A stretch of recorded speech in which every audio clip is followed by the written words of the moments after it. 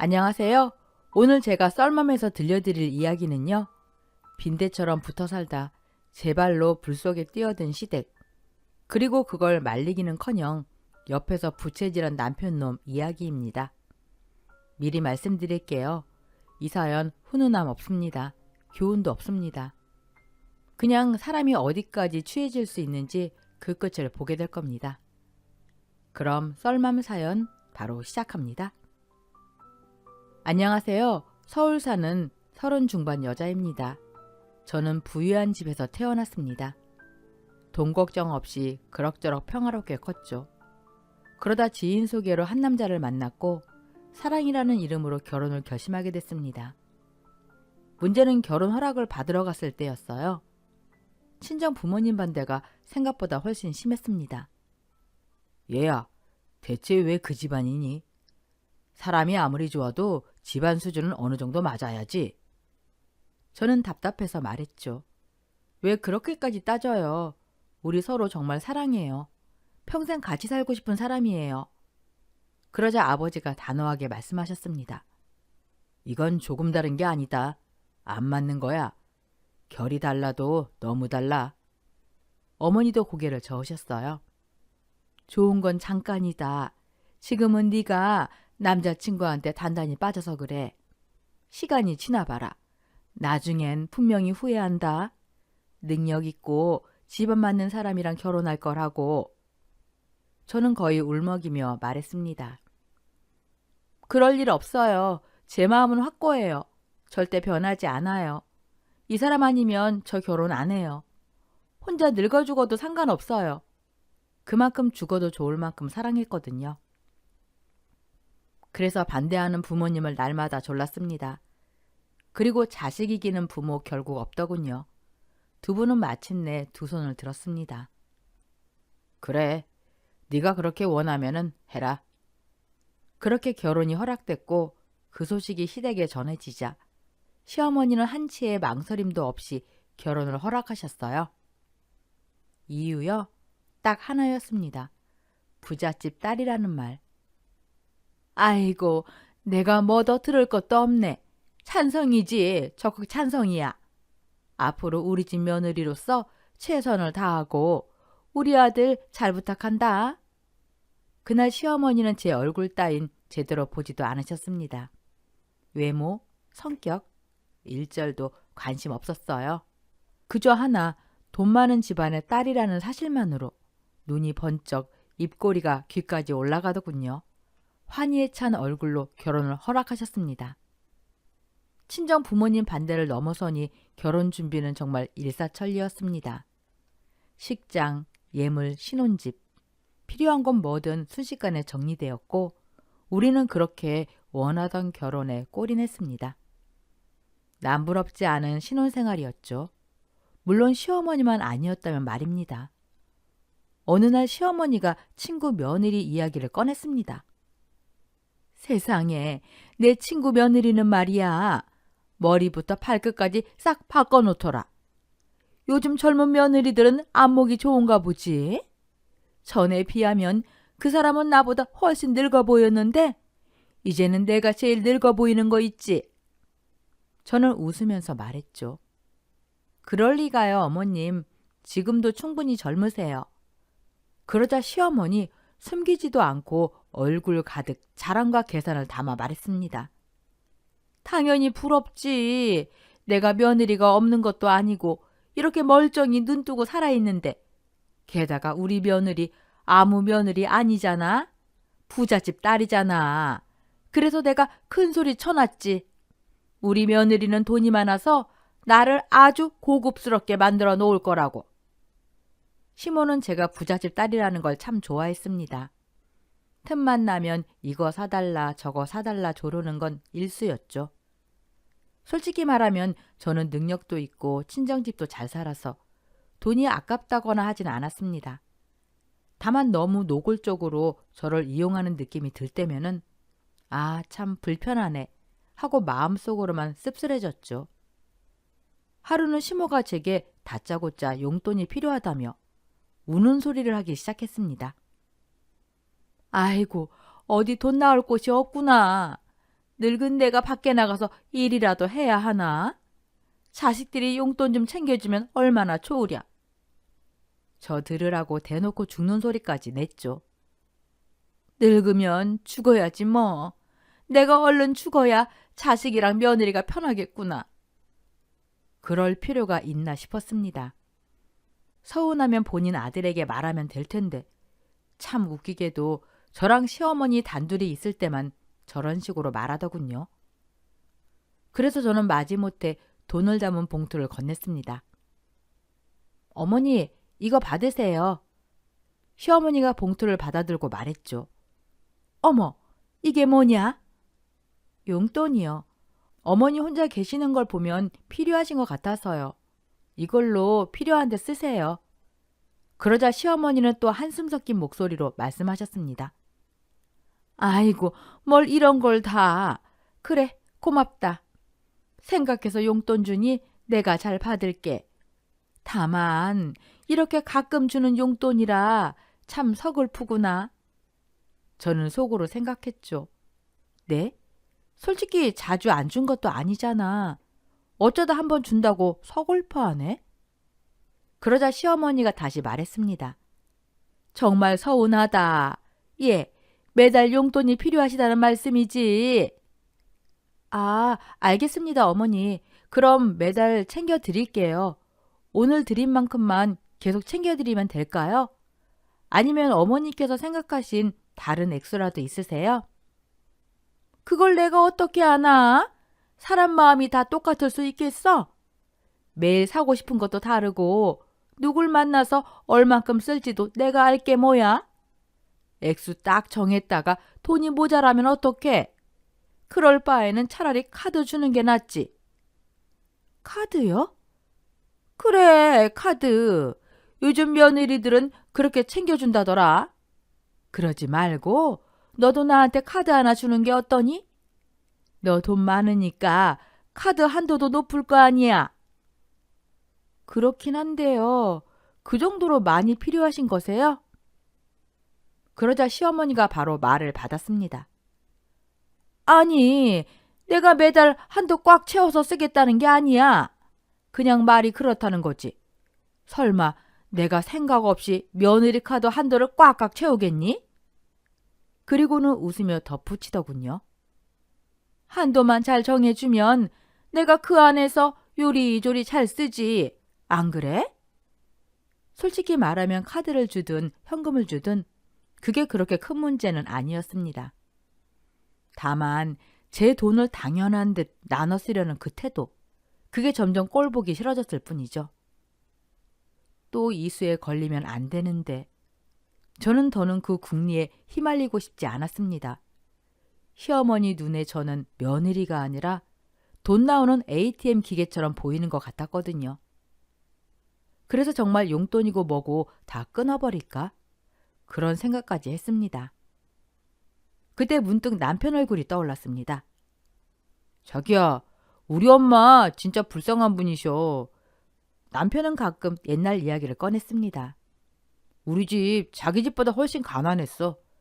뭐 지금도 그렇지만 아빠는 가장 노릇을 제대로 못하셨어. 가끔 벌어오는 돈으로는 가족들 먹고 사는 것도 벅찼거든. 그 말 끝에 남편은 늘 한숨을 쉬었습니다. 그래서 우리 엄마 정말 악착같이 사셨어. 그 와중에 나 키우셨고. 없는 살림이었지만 나 기죽이기 싫다고 본인 먹을 음식까지 줄이면서 옷 사주고 신발 사주고. 그 이야기를 할 때마다 남편 목소리는 낮아졌습니다. 지금도 생각하면 마음이 참 아파. 그리고는 꼭 이 말을 덧붙였죠. 그러니까 자기가 우리 엄마 좀 잘 챙겨주면 좋겠어. 엄마한테 자기 같은 딸이 있었으면 참 좋았을 텐데. 무뚝뚝한 아들밖에 없어서 늘 죄송했거든. 그리고 마지막엔 항상 같은 말이었습니다. 나도 장인어른 장모님께 친아들처럼 살갑게 할게. 그 말이 제 마음을 매번 붙잡아 놓았습니다. 그러니 제 성질대로 굴 수가 없겠더라고요. 대체 사랑이 뭔지 저를 돈으로만 보는 사람 앞에서 저는 한 발짝도 움직일 수가 없었습니다. 왜? 내가 생각 없이 막 쓸까봐 그래? 시어머니는 웃음 섞인 비아냥을 툭 던졌고, 아유, 우리 며느리는 돈도 많아서 카드도 통 크게 줄 알았더니만 싫은가 보네. 말은 가볍게 했지만 속은 가시로 가득했죠. 이래서 있는 것들이 더 통이 작다니까. 내가 며느리 눈치 보느라 체면이 말이 아니야. 못 살아. 그 말에 제 입이 먼저 열렸습니다. 알겠어요, 어머니. 카드 드릴게요. 잠시 숨을 고르고 딱 잘라 말했습니다. 단, 한도는 150이에요. 그 이상은 못 올려드려요. 괜찮으시죠? 그 한마디가 왜 그렇게 무거웠는지 모르겠습니다. 어머, 어머, 괜찮다마다. 시어머니 얼굴이 순식간에 환해졌습니다. 150만 원이 어디야? 아이고, 역시 우리 며느리. 어쩜 이렇게 시어머니의 마음을 척척 알아주니? 다른 집 며느리들 하나도 안 부럽다. 며느리한테 징징거려 카드를 받아냈다는 사실은 아랑곳하지 않은 채 시어머니는 무척이나 기뻐하셨습니다. 그렇게 저는 카드를 준비해 시어머니께 건넸습니다. 그날 이후 시어머니는 정말 신이 나 보이셨죠. 여기저기 놀러 다니시고 제 휴대폰은 결제 문자로 쉴 새 없이 울렸습니다. 띠링 띠링 띠링. 그 사실을 알게 된 남편은 제게 고맙다며 눈에 띄게 더 잘해주기 시작했어요. 제 친정 부모님께도 전보다 훨씬 살갑게 대했고요. 솔직히 시어머니께 카드를 드린 건 끝까지 마음에 걸렸습니다. 그런데도 남편이 달라진 모습을 보니 아주 나쁜 선택은 아니었다 싶더군요. 그렇게 2달쯤 흘렀을까요? 카드를 잘 쓰고 다니던 시어머니가 어느 날 아무렇지 않게 우리 집에 와서는 말을 꺼냈습니다. 새아가야, 나 이 한도로는 못 쓰겠다. 아무래도 안 되겠어. 한도 좀 더 올려다오. 그러더니 당연하다는 듯 말했습니다. 아예 200으로 딱 떨어지게 올려주렴. 순간 귀를 의심했습니다. 200이요? 어머니, 저번에 분명 말씀드렸잖아요. 150 이상은 못 올려드린다고요. 그때 어머님도 동의하셨고요. 그랬더니 시어머니는 태연하게 웃으며 말했습니다. 아유, 그때는 150이면 괜찮을 줄 알았지. 그러지 말고 200만 원 딱 맞춰서 올려주렴. 이번이 진짜 마지막이야. 여기서 더 올려달란 말 절대 안 할게. 하지만 저는 알았습니다. 믿을 수 없다는 걸요. 200이 되면 그 다음은 또 부족하다 하실 거고 그 다음엔 더 올려달라 하실 거라는 걸. 예전엔 100만 원에도 벌벌 떨던 분이셨습니다. 그런데 제 카드로 돈 쓰는 맛을 알아버리니 150만 원도 부족해진 거죠. 그 모든 생각 끝에 제 머릿속에 남는 건 이 말 하나였습니다. 모든 게 제 잘못이구나. 제가 버릇을 너무 잘못 들여 놓았다는 걸. 하지만 그 모든 걸 알면서도 결국 시어머니 뜻에 따라 줄 수밖에 없었습니다. 제가 살짝이라도 싫은 기색을 내비치자 시어머니는 곧바로 남편을 걸고 넘어지셨습니다. 아이고, 하나뿐인 시어머니한테 고작 200만 원도 주기 싫은가 보네. 돈이 차고 넘치면서 어찌 저리 시어머니를 생각 안 하는지. 이걸 우리 아들이 아나 몰라? 내가 우리 아들한테 다 말해야겠어. 시어머니를 우습게 하는 며느님이라고.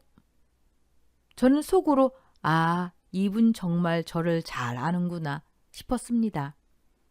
왜냐하면 시어머니는 제가 유독 남편에게만 약하다는 걸 알고 계셨거든요. 남들이 보면 남편보다 며느리가 더 남편을 좋아하는 것 같다 할 정도였습니다. 그러니 시모는 남편을 향해 물고 늘어지듯 시위를 시작하셨죠. 그리고 솔직히 모르겠어요. 넌 돈이 많으니 앞으로 내가 해달라는 걸 다 해줘. 그 말 한마디 한마디가 제 마음을 조여왔습니다. 앞으로 점점 더 과해지면 어쩌지 생각도 들었죠. 그리고 마음을 다잡고 말했습니다. 알겠습니다, 어머님. 말씀하신 대로 카드 한도 200만 원까지 올리겠습니다. 하지만 여기까지예요. 이 이상 요구하지 않으셨으면 좋겠어요. 그때 어머님이 남편에게 이야기한다고 하셔도 절대 들어드리지 않을 거예요. 시어머니는 잠시 놀란 표정을 지었지만 이내 웃음을 지으셨습니다. 아이고, 그럼. 우리 대단한 며느리 덕에 매달 꽁으로 200만 원씩 쓸 수 있다니 이거보다 더한 요구는 없을 거다. 그럼 난 이만 가볼게. 눈치 없이 오래 있었네. 그 사이 남편은 제가 이 정도로 시모를 챙기고 있다는 걸 전혀 모르고 있었습니다. 호구처럼 시어머니에게 계속 돈을 뜯기면서도 혹시 남편이 알게 되면 제게 미안해할까 봐 걱정돼 끝까지 내색하지 않았죠. 시모가 얄밉긴 했지만 남편이 시모를 얼마나 생각하는지 알기에 제가 해드릴 수 있는 건 해드리는 게 도리라고 생각했습니다. 그렇게 저는 제 나름대로 아내로서 며느리로서 최선을 다하고 있었죠. 그런데 어느 날 남편이 부쩍 야근이 잦아지고 주말에도 지방 출장을 가야 한다고 하더군요. 남편 없이 홀로 집에서 시간을 보내던 늦은 저녁, 낯선 번호로 여러 번 전화가 걸려왔습니다. 부재중 기록을 보고 누굴까 하는 마음에 저도 모르게 전화를 걸었죠. 여보세요? 아, 이제 전화하시면 어떡해요? 제가 전화를 몇 번이나 했는데요. 아, 제가 핸드폰을 이제 봐서요. 실례지만 무슨 일이시죠? 당장 차 좀 빼주세요. 사모님 차가 제 차를 막고 있어서 나갈 수가 없어요. 30분째 발이 묶였다고요. 차? 순간 아침 일이 떠올랐습니다. 남편은 출장 가려고 나가다가 제게 차 키를 빌려달라고 했었거든요. 자기야, 나 자기 차 좀 빌려갈게. 응? 자기 차는 어쩌고? 아, 내 차 센터에 맡겼잖아. 접촉사고 나서. 이번 주 안에 출고된다더니 다음 주로 미뤄졌어. 출장 가야 하니까 자기 차 끌고 가도 되지? 응, 알겠어. 내 차 가지고 가. 맞아요. 제가 아침에 가방에서 차키를 꺼내 남편에게 건넸던 그 차였습니다. 남편이 어디다 이중주차를 했나? 그 순간 머리가 띵했습니다. 죄송하지만 차는 제 차가 맞아요. 남편이 출장 간다고 끌고 간 차예요. 혹시 남편 번호 알려드릴까요? 알겠습니다. 바로 번호 보내주세요. 저는 전화를 끊고 서둘러 남편 번호를 보냈습니다. 그런데 또 전화가 걸려왔습니다. 아까 그 차 빼달라는 사람이었죠. 아무리 전화해도 안 받아요. 지금 당장 나가야 하는데 어떡할 겁니까? 예? 이중 규차를 쓰면 전화를 좀 제대로 받아야지. 이게 뭐 하는 짓이람? 어머, 죄송해요. 남편이 출장 가서 전화를 못 받나 봐요. 죄송해서 어쩌죠? 거리가 가까우면 저라도 가볼 텐데 지방이라 제가 갈 수도 없고 정말 죄송해요. 지방이요? 무슨 소리예요?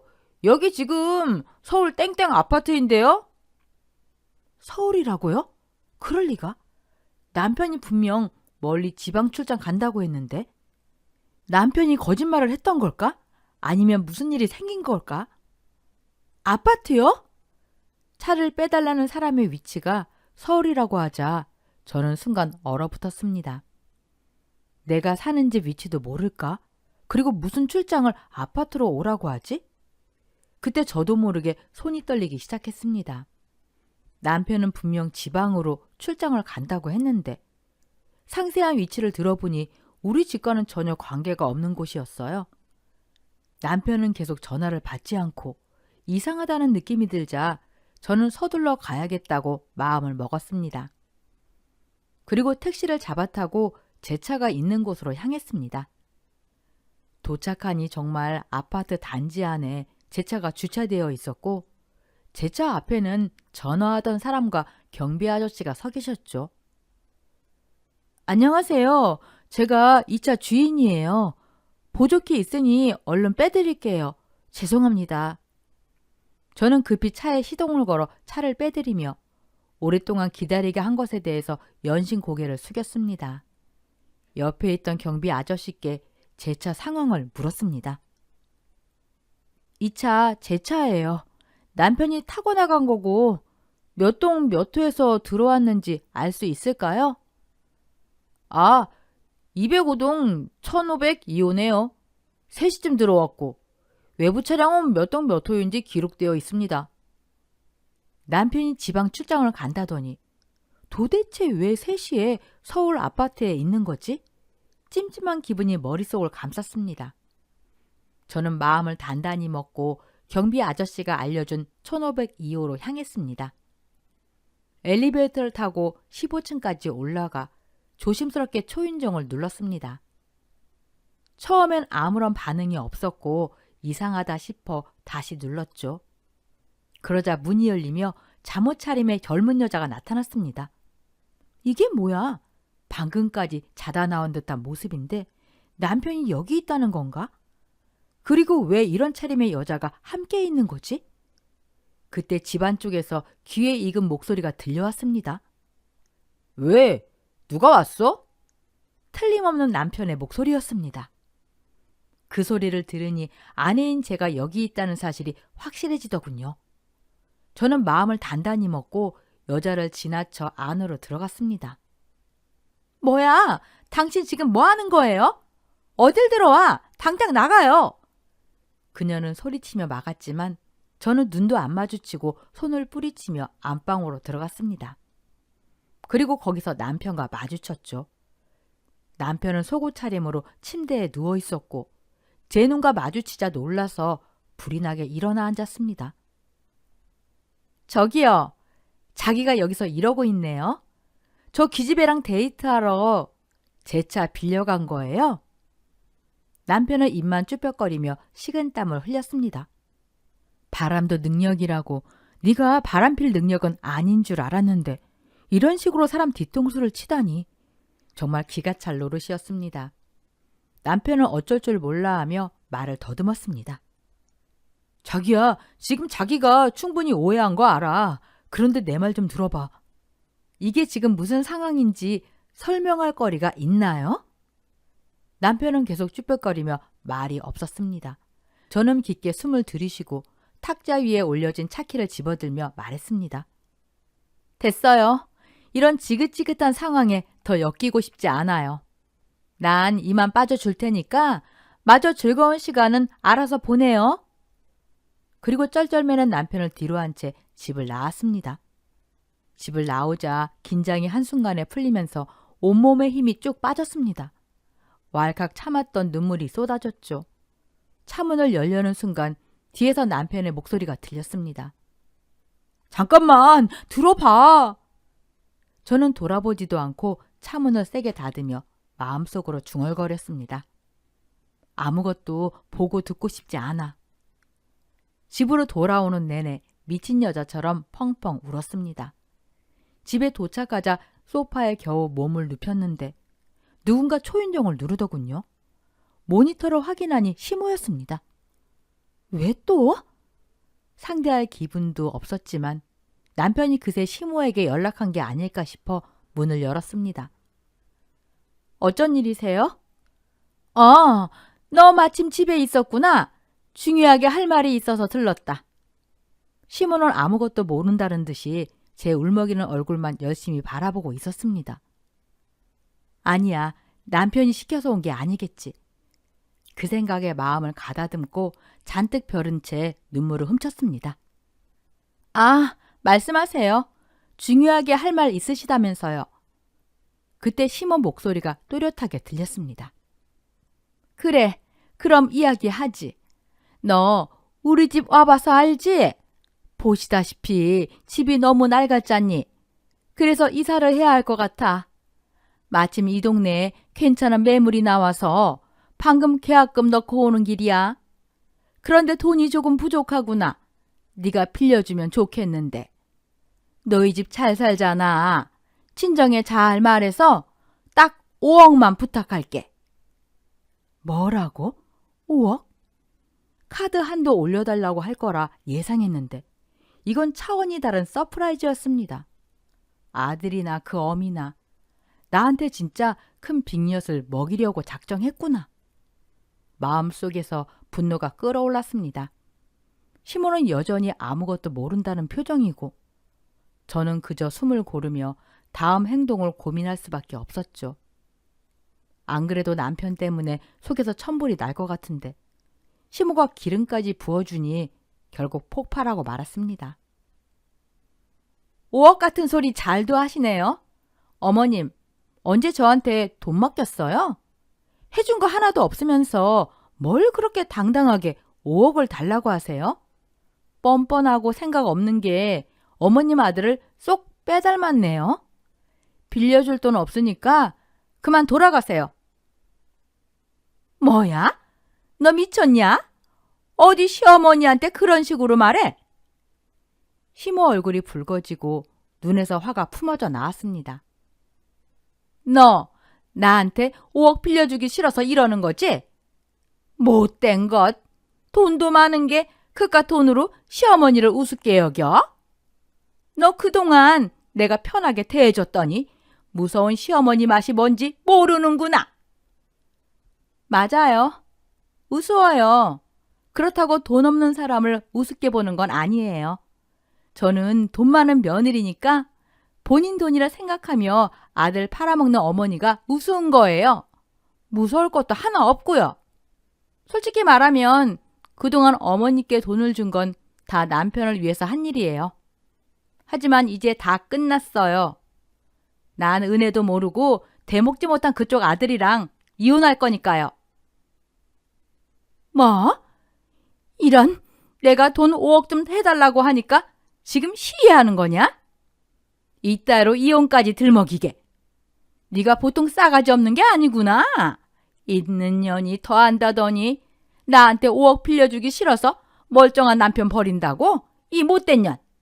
네가 이렇게 대바라진 걸 하늘이 알고 내가 아는데 순순히 이혼 당하게 둘 것 같아? 네가 얼마나 못된 년인지 내가 다 소문낼 거야. 이혼도 네가 먼저 하자고 했으니까 책임은 네가 져라. 위자료랑 정신적 피해 보상금까지 두둑히 얹어서 우리 아들 앞길 보상하란 말이야. 어처구니 없는 시모의 말에 저는 웃음이 터지고 말았습니다. 본인 아들이 무슨 짓을 저질렀는지 하나도 모르고 기세 등등한 모습이 그저 꼴보기 좋게 웃겼거든요. 참 하나만 알고 둘은 모르네. 어머니, 제가 괜히 이혼하자고 하는 것 같아요? 정말 그깟 5억 때문에 이혼한다고 하는 줄 아세요? 없는 사람이야 돈 5억에 목숨 걸겠지만 있는 사람들은 안 그래요. 돈 5억 우습다고요. 난 돈 때문에 이혼하는 게 아니에요. 이게 다 당신 아들 때문이라고요. 왜 아무 잘못도 없는 우리 아들을 걸고 넘어져? 죄 없는 아들한테 뒤집어 씌우지 마. 그냥 사실대로 말해. 돈 5억 주기 싫어서 억지 부리는 거라고. 시몬은 제 말을 믿지 못하겠다는 표정으로 본인 아들을 감싸고 섰습니다. 그때 호랑이도 제 말하면 온다더니 남편이 제 눈치를 보며 슬금슬금 집에 들어왔습니다. 엄마도 있었네? 마침 잘 왔다. 글쎄 얘가 너랑 이혼한다고 하잖냐? 내가 5억 좀 빌려달라니까 그거 주기 싫어서 이혼한다는 소리를 내뱉더구나. 그러면서 죄 없는 네 핑계를 대며 다 너 때문이라고 떠들어대는데 나 참 기가 차서. 그래서 제가 말했죠. 어머님, 방금 제가 다녀온 데가 어딘지 아세요? 잠깐의 정적.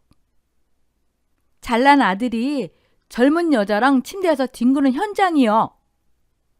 시몬은 웃었습니다. 말도 안 돼.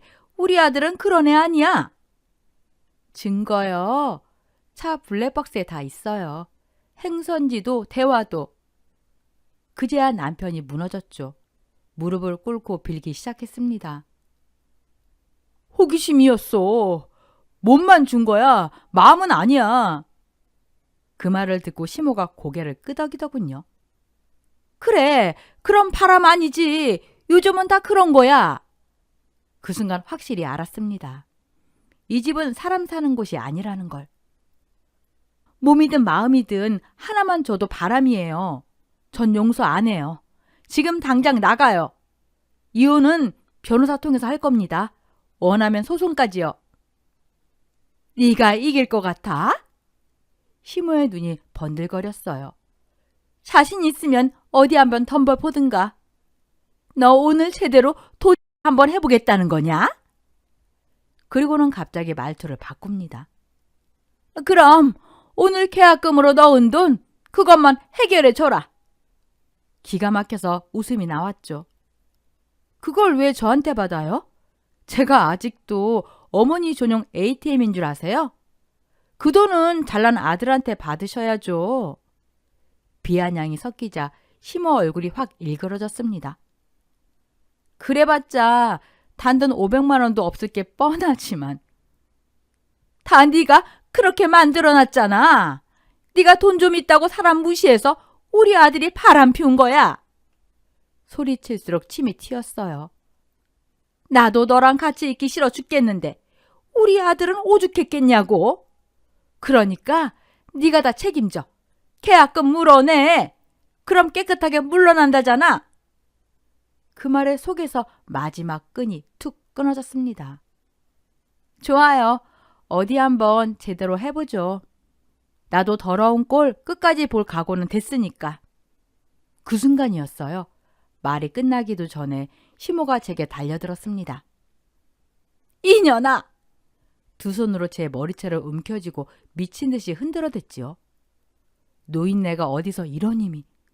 빠져나오려고 몸을 비틀었지만 소나기가 생각보다 훨씬 독했어요. 남편 놈은 우리들 사이에서 발만 동동 구르며 엄마 그만해. 둘 다 그만하라고. 말만 할 뿐 아무것도 못했습니다. 그 꼴을 보니 저도 더 이상 물러설 이유가 없더군요. 이거 안 나? 머리채 잡은 건 어머님이 먼저잖아요. 어디 며느리가 시어머니 머리채를 잡아? 시모는 더 악을 쓰며 손에 힘을 꽉 줬습니다. 머리가 뜯겨나가는 느낌이었어요. 정말로 결국 저도 시모의 머리채를 더 움켜잡았습니다. 그 순간부터는 말도 체면도 없었어요. 그 집은 완전히 난장판이었어요. 그렇게 몇 분쯤 지났을까요? 초인종 소리와 함께 경찰이 우리 집에 들어왔습니다. 두 분 지금 뭐 하시는 겁니까? 일단 손부터 놓으세요. 이웃 주민들이 소란스럽다고 신고하셨어요. 그 말이 떨어지자마자 시모가 기다렸다는 듯 소리를 질렀어요. 경찰 양반, 이 악독한 년 좀 잡아가요. 세상에 어느 천하의 며느리가 시어머니 머리채를 잡습니까? 경찰 시선이 일제히 저한테로 쏠렸습니다. 숨이 가쁘게 차올라 있었지만 저는 억지로 숨을 고르고 입을 열었어요. 네, 저 며느리 맞습니다. 하지만 먼저 머리채를 잡은 건 시어머니예요. 경찰들이 서로 눈빛을 주고받더군요. 제 남편이 바람을 피웠습니다. 그걸로 이혼하겠다고 했더니 안 된다면서 돈을 내놓으라고 협박했어요. 제 친정이 잘 산다는 이유로 그동안 계속 돈 얘기를 꺼냈고요. 제가 거절하자 더러운 꼴 한번 당해보라면서 갑자기 머리채를 잡았습니다. 저는 시모를 힐끗 보며 덧붙였어요. 아까 말리실 때 느끼셨을 겁니다. 어머님 힘 보통 아니에요.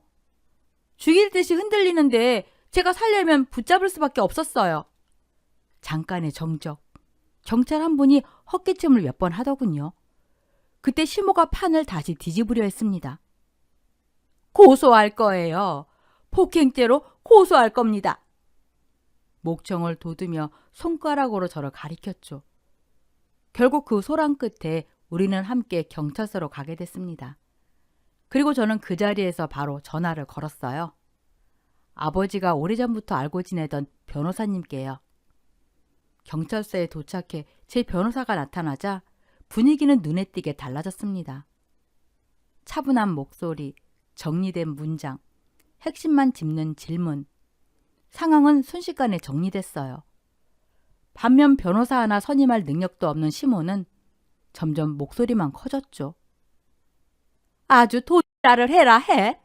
네가 돈 있다고 내가 무릎 꿇을 줄 알아? 저는 더 이상 그 말을 들을 필요가 없었습니다. 모든 걸 변호사에게 맡겼어요. 폭행건도 그리고 이혼까지도요. 아버지가 소개해 주신 그 변호사는 잘 나가는 대형 로펌 소속이었습니다. 아버지 사업 일로 종종 도움을 주고받던 분이었고 그래서 더 믿음이 갔죠.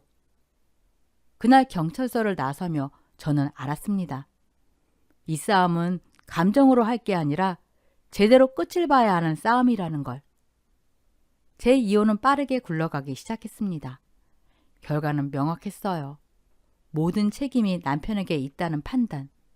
시모는 도저히 인정할 수 없다며 끝까지 난리를 쳤지만 정작 그 아들은 다시 무릎을 꿇고 울고불고 매달리기 시작했죠.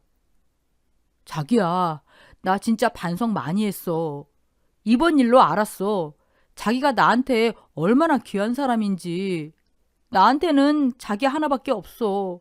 자기 없으면 나 진짜 안 돼. 죽을지도 몰라. 제발 나 버리지 마. 저는 그 얼굴을 보며 조용히 말했죠. 그래, 그럼 죽어. 그제야 남편의 울음이 멎더군요. 아직도 모르겠어?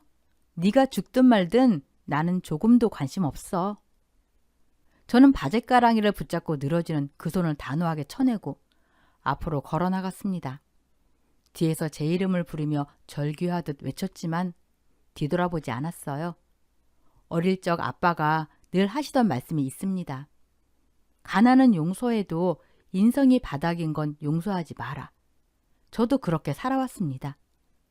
남편이 가진 게 없어도 상관없었어요. 집안이 가난해도 괜찮았고요. 그 사람의 마음을 믿었으니까요. 하지만 이렇게 추악한 인간일 줄은 정말 상상도 못했습니다. 그래서 오히려 다행이라고 생각해요. 너무 늦기 전에 알게 됐으니까요. 결국 남편의 외도로 이혼은 인정됐고 정신적 손해배상과 위자료 지급 판결이 내려졌습니다. 그리고 저는 상간녀 소송까지 진행했습니다. 이로써 이 집안은 제대로 대가를 치렀고 저는 당당하게 제 삶으로 돌아왔습니다.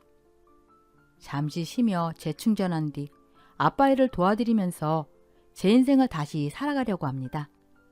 다음엔 정말 사람답게 사는 사람을 만나서요. 부족한 제 사연을 끝까지 들어주셔서 고맙습니다. 인생은 늦게라도 바로 잡을 수 있더라고요. 오늘도 각자 잘 살아내시기를 바랍니다. 오늘 썰맘 사연글에 여러분의 소중한 댓글 기다리면서 인사드립니다. 함께 읽어주셔서 감사합니다.